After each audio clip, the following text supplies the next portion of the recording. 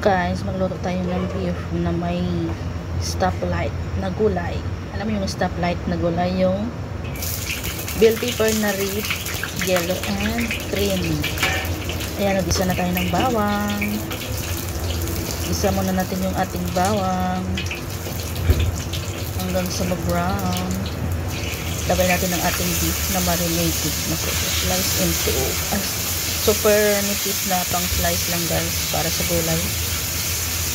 Ayan, halo-halo lang natin siya hanggang sa maluto, hanggang mag-brown.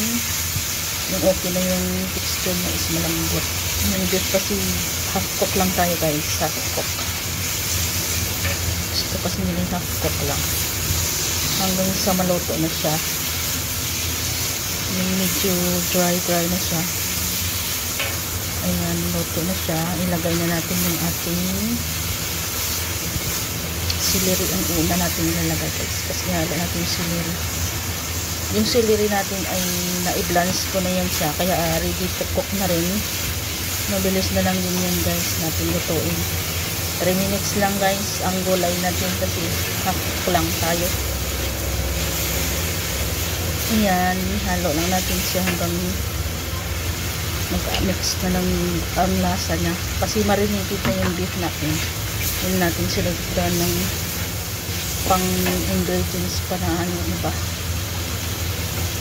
Maya lang lagay na din natin yung ating bell pepper, 3 kinds of bell pepper. Stoplight guys ang tawag namin kasi red, yellow, and green. Ayan, kunting halo-halo na lang siya kasi hindi naman kailangan lutong-luto yung ano natin yung bell pepper, kasi pangit pag overcook yun.